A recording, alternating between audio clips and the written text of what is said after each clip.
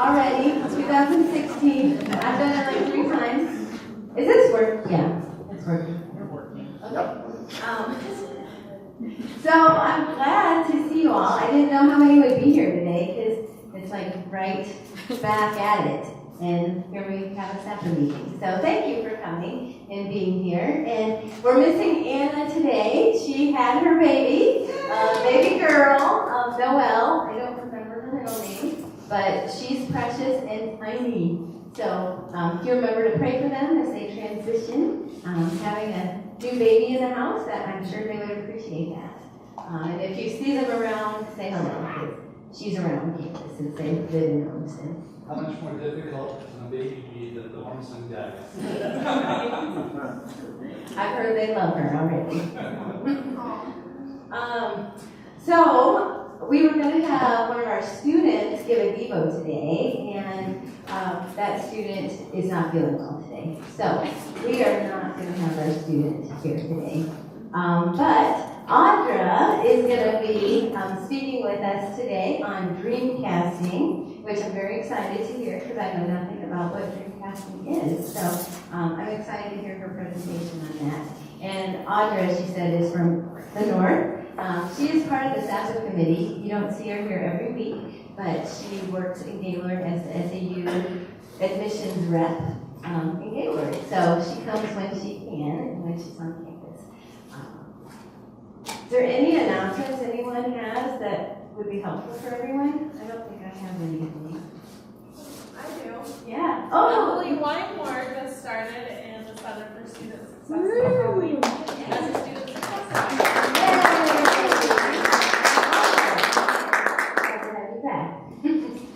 Anyone else new here? No. We're all Okay. Well, if you see someone you don't know, go introduce yourself and be friendly and get to know them. Okay, Audra, are you ready? I'm ready. Yeah.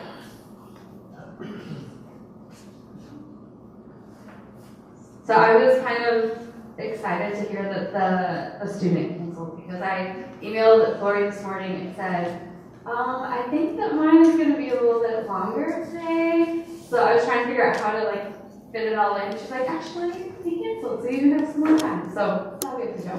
At the end of that, so I'm going to go over how many of you are familiar with the concept or idea of dreamcasting? Awesome. Got a couple? I'm going to go through a little, this is something I'm very passionate about, so I'll kind of talk through what it is, how you do it, that kind of thing, and then at the very end, we're going to do an activation so that you can actually practice it while you're here, which is what's going to take a little bit longer. So before I start, I just want to make sure everyone has a piece of paper and you have some type of writing utensil. And if you don't have one of those, raise your hand.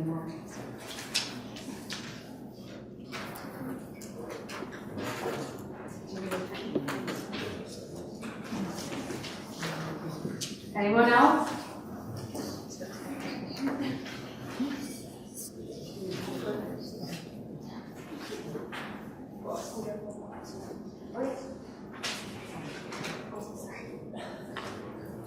Do you need a pen?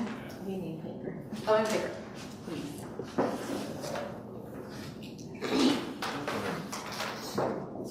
Cool. I'm going to leave these back.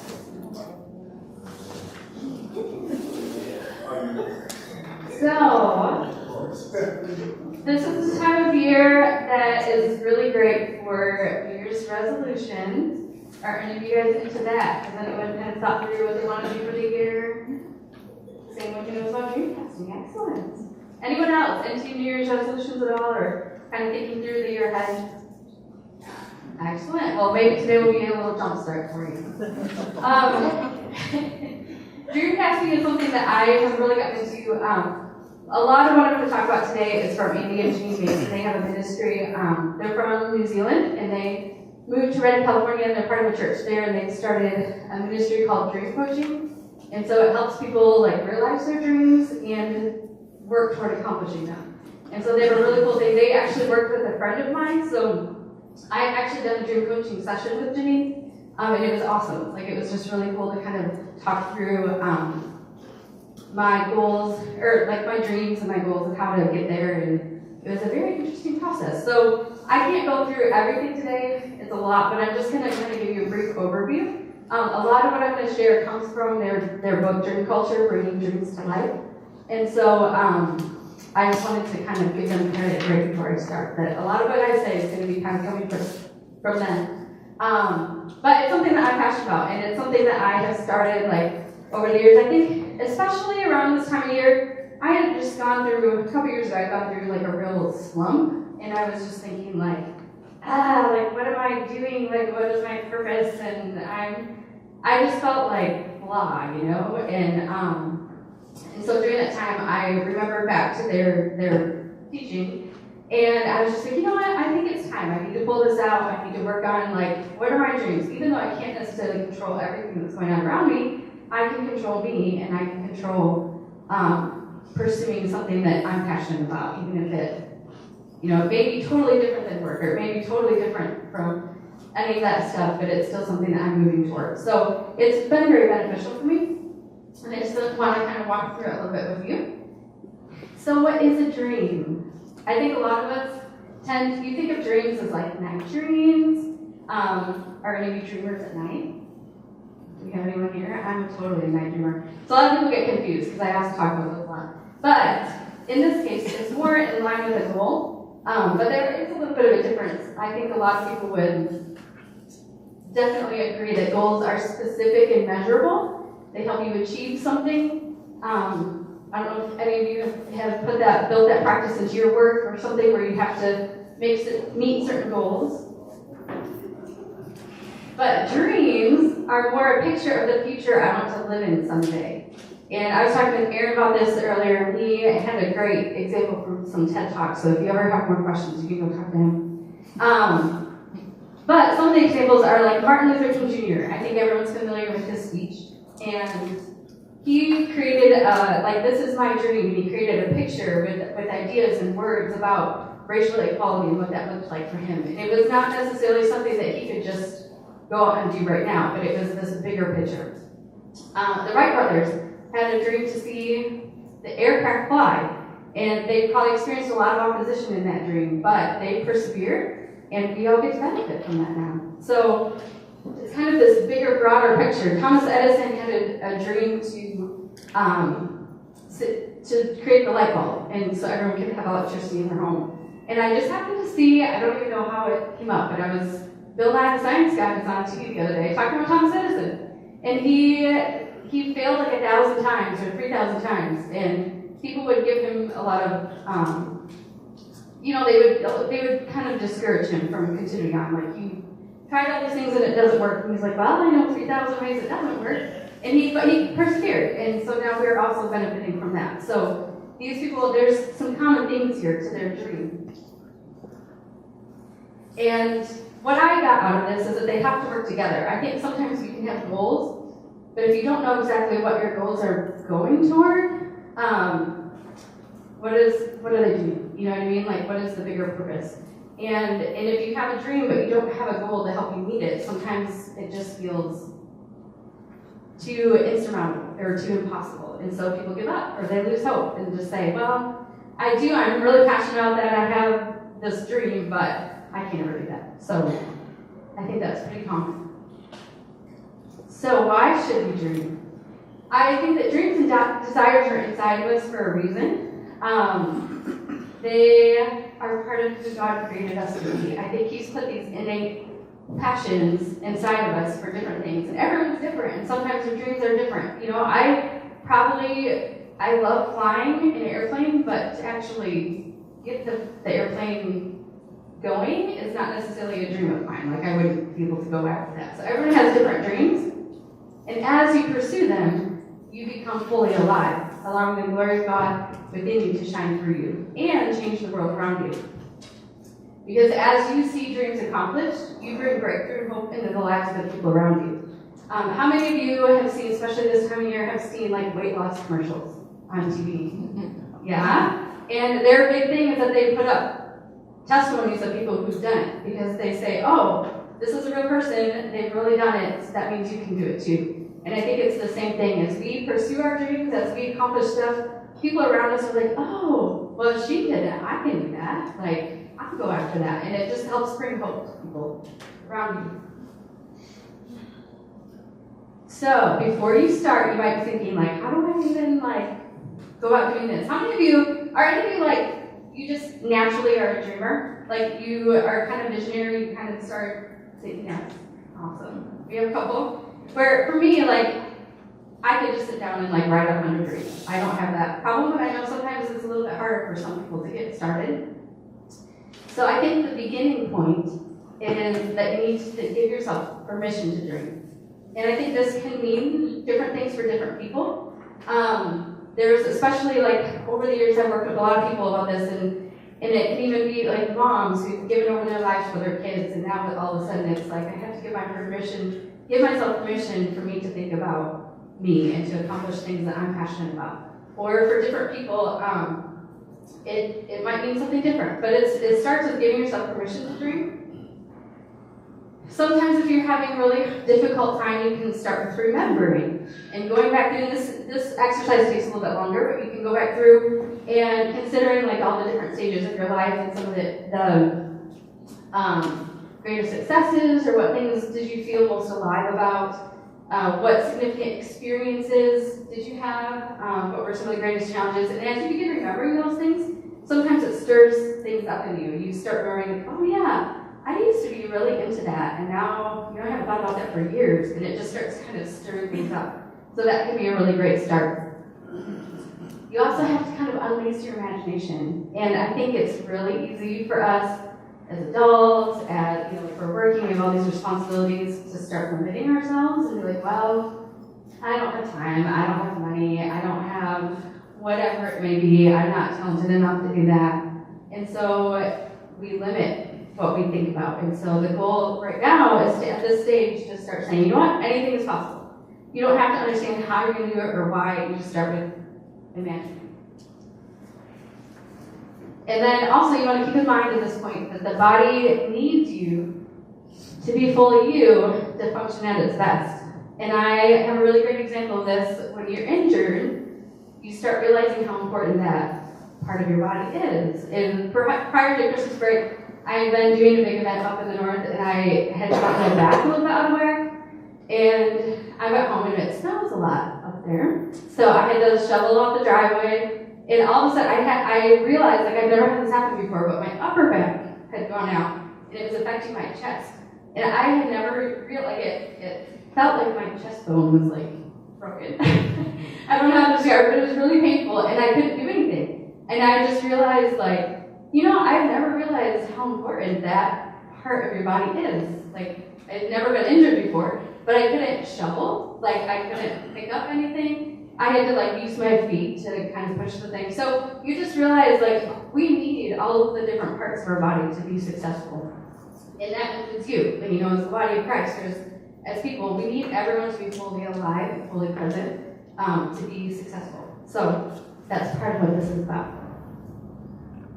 So how do you start? Keep in mind, I'm just kind of running through these pretty quickly, but at the end we're going to practice some of this a little bit so you can kind of practice all that. Amy and Janine Mason are really big into writing out 100 dreams. Does that sound quite impossible or overwhelming to some people? I know that a lot of people are like, 100 dreams, there's no way I can't even do that. And it might feel impossible. The goal behind that is because the first, 20, 25 dreams might be really simple. You can just, they're things that are right on your brain and you can just write them down, and then you're like, oh, now what? But it helps you kind of dig a little bit deeper and realize like what are some really like things that maybe you just didn't allow yourself to think about because you didn't ever think it could be a possibility, or things like that. And you start digging a little bit deeper in life. And then from those kind of dreams, you get through all of them and you kind of look for different themes, or you say, what are the top dreams that I feel most passionate about. And sometimes you can even think about it as now. Like, some of these dreams I know are going to come later in life, but there are, in this season of my life, I feel like these 5 dreams or these 10 dreams are probably the ones that I could really kind of look at and go after. And then you get to turn those dreams into goals. And this is something that Andy and Janine talk about this. We've also discussed it in our MBA program. It's part of leading yourself. And so this is kind of the next step is how do you take this big instrumental, how do you turn a dream for racial equality into something that's attainable? And you start breaking it down. And so you use this SMART technique, which I'll bring up a little bit later as well. And you want to make sure that you set goals that are specific, they're measurable, they're attainable, they're relevant, and they're time specific. So if you write down, I want to write a book, like that's really easy to kind of avoid because when are you going to write that book or what is it going to be about? Like you just kind of, it's this thing that's out there. But if you say, I want to write a children's book by the end of 2017, that's a little more specific and it gives you something to go toward. Does that make sense? And you can do that for, for any kind of goal. And then you also want to explore the situation leading to and surrounding the dream to gain the full picture. And I know this is a little bit abstract, but the goal behind this is to say, like, kind of looking at it from a bigger perspective. Like, why do I want to write a book? What do I want to write about? Or what's in me that's driving me to want to do this? And you start looking at like your heart's desires and your motivations and starting to get a bigger picture that will help you with your options.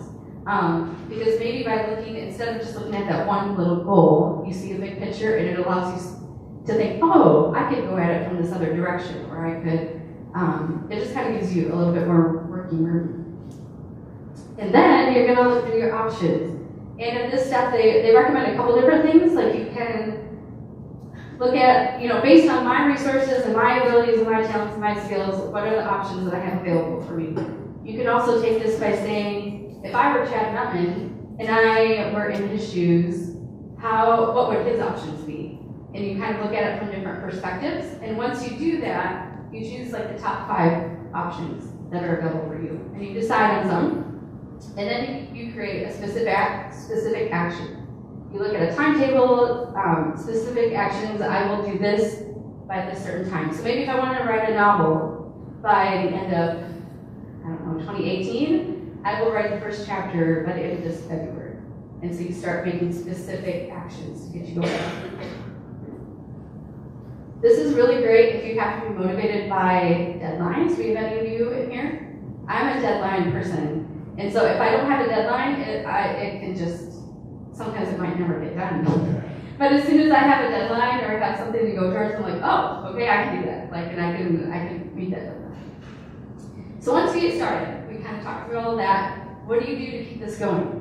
How many of you are familiar with Dave Ramsey's Financial Peace? That might be, and maybe you've practiced some of that. This is kind of a very similar concept. As you begin accomplishing your goals and dreams, your breakthrough will bring continued motivation for you and for the people around you. And so it's the same idea as his, he talks a lot about snowballing, like to pay off your debt. And so you take your smallest debt, you pay it off. Why do you do that? Because, oh, now you're excited. Like, I just paid off debt. I want to keep going. And it keeps you motivated to keep paying off more debt. And you put that amount of money to the next thing. And it's the same idea with dreams. You start off and you're like, oh, wow, I actually did do that. And that's pretty cool. And so then I want to do the next thing. And you might even realize that some of these smaller dreams that you thought were just kind of random and out there might actually like prepare you for some of the bigger ones that you have. Like I've heard stories, I don't remember the exact story, but there was someone who really wanted to learn, like take vocal lessons and really learn how to sing. And so as she pursued that, it gave her a new confidence and it helped build some skills in her that she needed to accomplish something else that was bigger. And to her, it was way far off in her brain, but she was able to take some steps to get there. So. Then you can also update and add to your dream list. This is something I do. I regularly practice the whole dream casting concept. So typically every New Year, sometimes other times if I'm feeling kind of down or just want to look at things, I will update and add to my dream list and be like, you know what, we're always growing. We're growing, we're doing new things, we have new interests that come along, and so you can add different things to your dream list.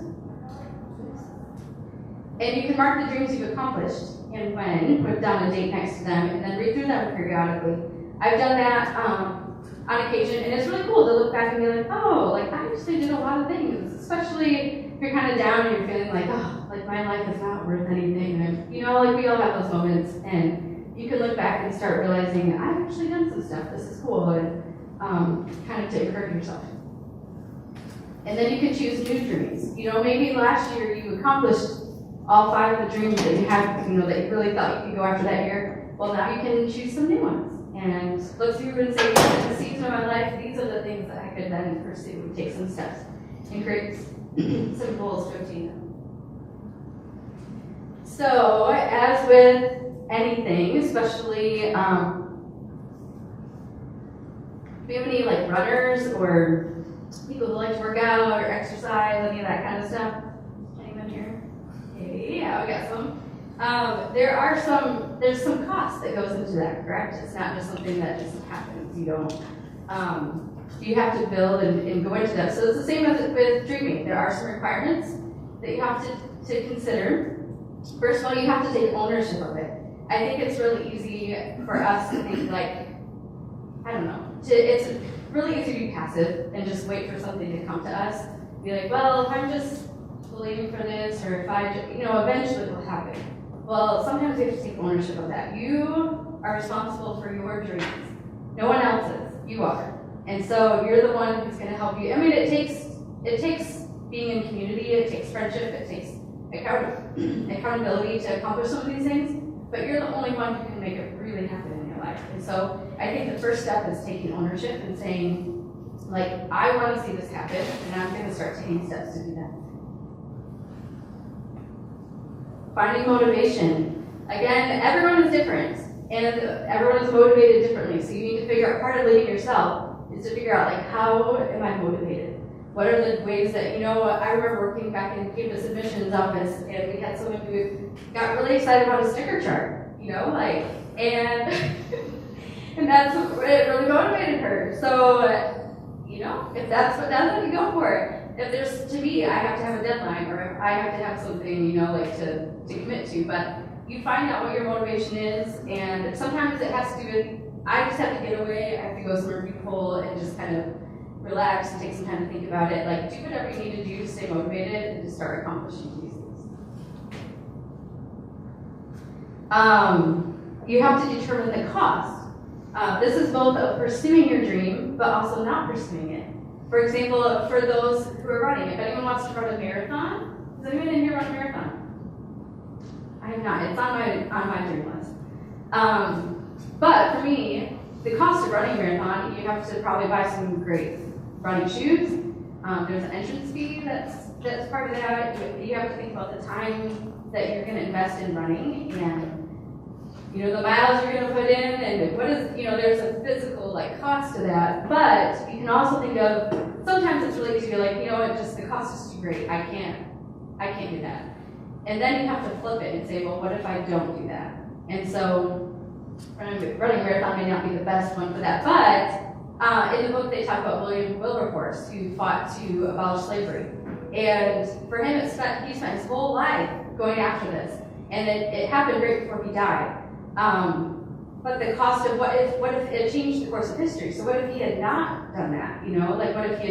What if the Wright brothers didn't fly the plane? I'm sure maybe someone would have eventually, but what is the cost of not doing that? You don't necessarily know the significance of your dream in the course of history.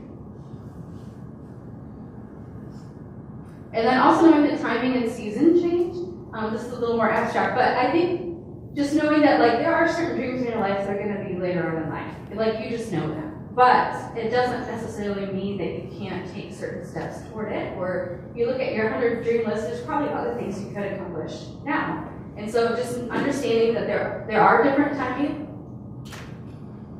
There are different seasons of life, there are different times. Mothers with new little kids, your life is probably going to look a little differently than someone who's retired and has more time. So you kind of have to gauge some of this. And then also dealing with obstacles. I think this is really easy, and it's really challenging. This is where a lot of people probably give up, because they start having dead dreams, hopelessness, fear, opposition from people around you, disappointment. If things don't go the way you think they do. I've dealt with all of these. And there are times when this really kind of takes me out for a while. So you have to think of like, I mean, that's gonna happen. So what are you gonna do about it? Are you gonna keep going, or are you just gonna give up? So how do you overcome these things? First of all, like for me, I have to replace the lies with the truth. So you have to figure out what those lies are. I think sometimes you just have to think, like, am I thinking, you know, I'm not qualified to do that. I don't have the time to do that. I don't have the resources to do that. You know, there's all these things that may sound legitimate in your brain, but that's really just a lie. So you have to figure out what those are and then replace them with the truth. Like, who am I? Who does God say I am? What does He have available for me? Maybe if I think about this in a little different way, I could create some resources that could help me accomplish this goal. Or just trying to think outside the box a little bit. You have to figure out how to renew your hope. And that could be hanging out with you and Jesus for some time, or like going, you know, finding a pastoral counselor or friend or someone to talk to, or whatever it looks like for you. You have to figure out ways to renew your hope. And then release things to God. And I don't want this to sound cliche. I know looking at that you're gonna be like, oh yeah, whatever. But there are times, like, I've had some stuff in my life that it was just dead. Honestly, it was just dead. So my option was to hold on to like bitterness or you know, anger or hurt or whatever that case may be, unforgiveness. I could hang on to those things, or I could just let them go and just say, okay, God, like, I don't understand what happened. I don't understand why, but I'm going to choose to trust you, and you can let Him. He can either resurrect it, He can bring you something new, whatever that looks like. But you know, just really taking some time to do that. Like I said, forgiveness. I think this one, especially if you had some things that were that feel hopeless, or you have some dead dreams, there might be some people involved that you might need to forgive. And it may not be fun to think about that, but I think often, again, it just we can choose to hold on to that bitterness, or we can let it go and let God do something.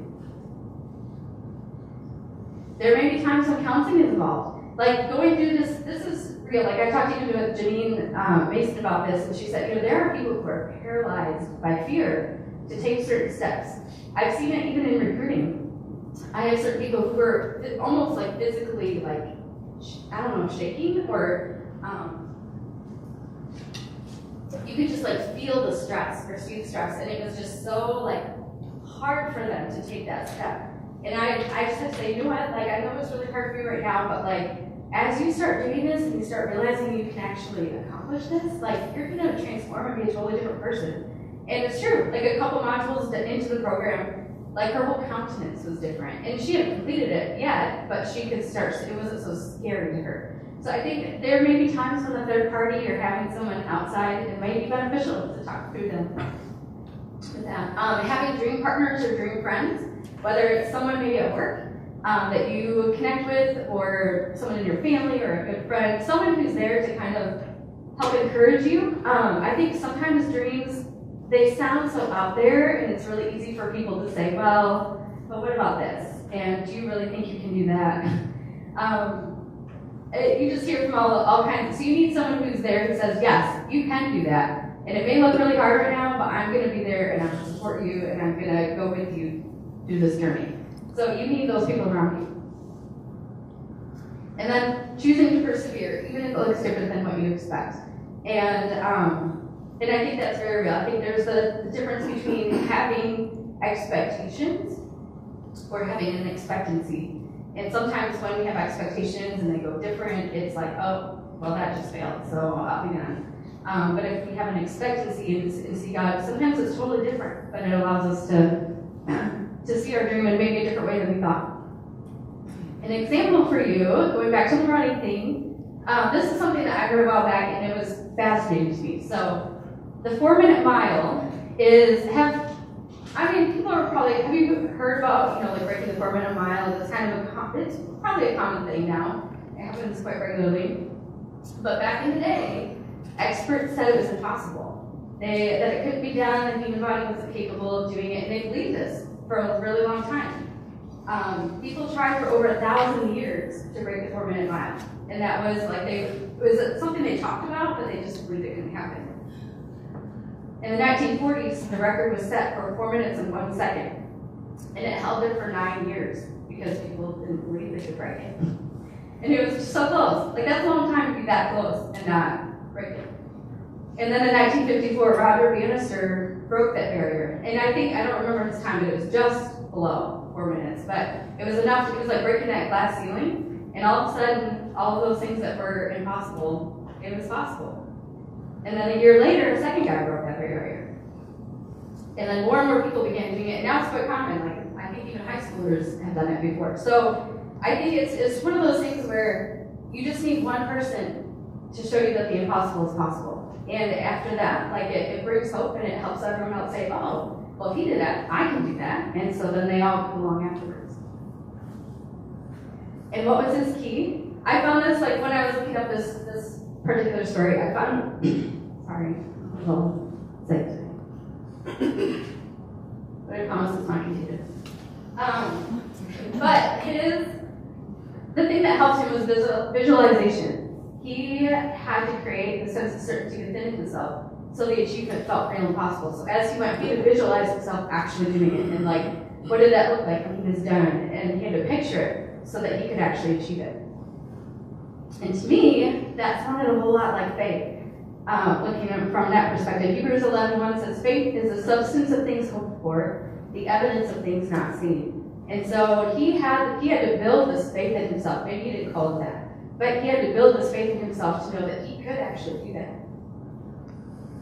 And so we have to choose to see things from God's perspective. I think sometimes if we take time to hear from Him, or look at read the Bible, or look at different things that have happened throughout history, if we look to see things from God's perspective, not necessarily from ours or from the people around us,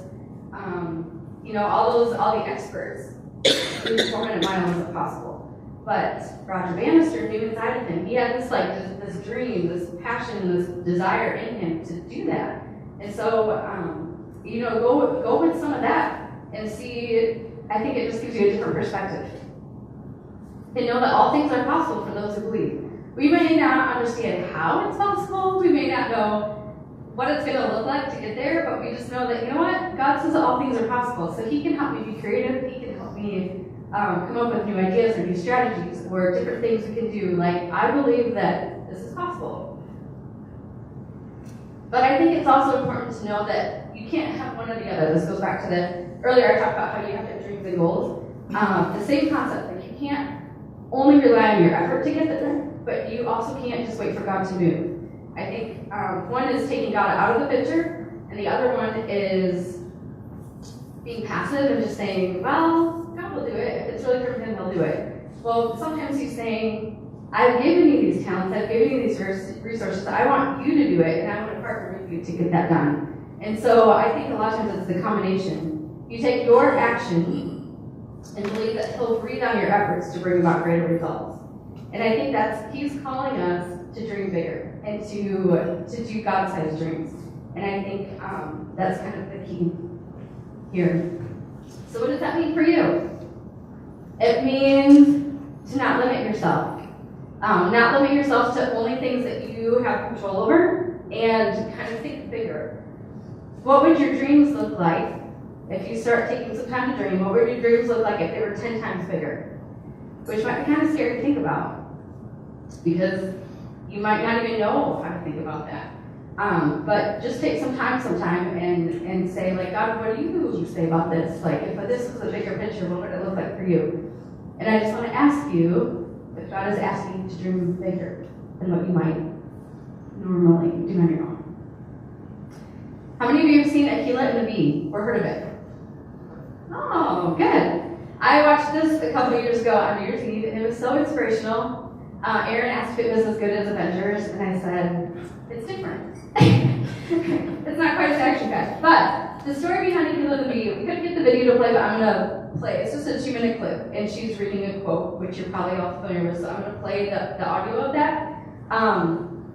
But it's based on a true story, and she is from the inner city, like a kind of underprivileged area, went to a poor school, but she had this talent for spelling. And the leaders of the school saw that, and they really, sought her out. They encouraged her to pursue this. And so she had the opportunity in the movie to work with a coach, who is the guy in the middle there, and learn how to train to be, and she ended up going to the National Spelling Bee competition and winning.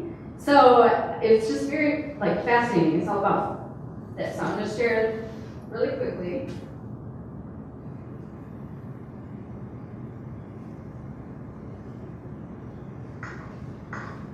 If you work, you got any goals? Goals. What would you like to be when you grow up? A doctor, a lawyer, a stand-up comic? I don't know. The only thing I'm good at is spelling. Go over there and read the quotation that's on that wall. Read it aloud, please. Our deepest fear is not that we are inadequate. Our deepest fear is that we are powerful beyond measure. We ask ourselves, who am I to be brilliant, gorgeous, talented, and fabulous? Actually, who are you not to be? We were born to make a manifest of the glory of God that is within us. And as we let our own light shine, we unconsciously give other people permission to do the same. Does that mean anything to you? I don't know. It's written in plain English. What does it mean? That I'm not supposed to be afraid. For what? Afraid. Me.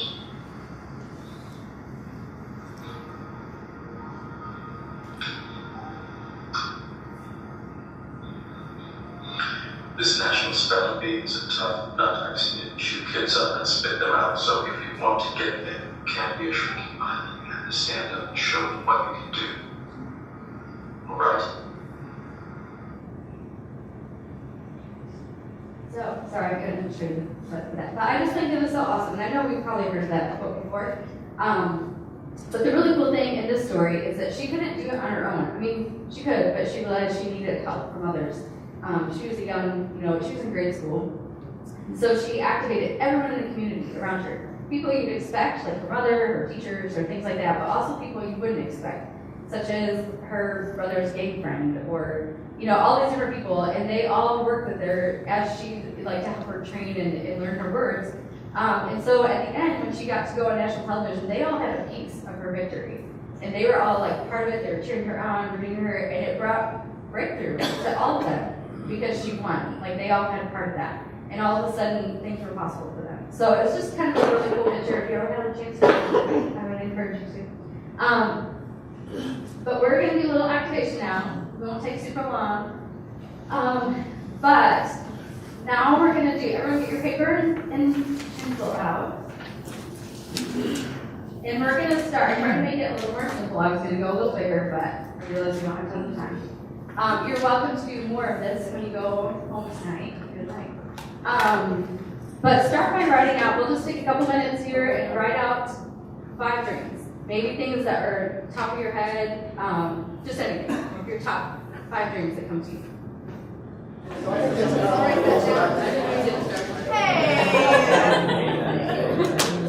Well, I hate to cut this short because I think this is a really good exercise. And Audra, thank you so much for sharing this with us. I know you gave me a lot to think about. And I'm going to go ahead and just pray right now, and then we'll draw names, and then you're free to go. But let me pray. God, I thank you so much for who you are, and thank you for using Audra today to talk to us about dream casting, and I pray that you will help us be people who dream. That doesn't come easy for me, and maybe for some others, but would you help us as we think about these words, and as we want to be more who you want us to be, and to live into that, into those people. Lord, we love you so much. In your name we pray. Amen.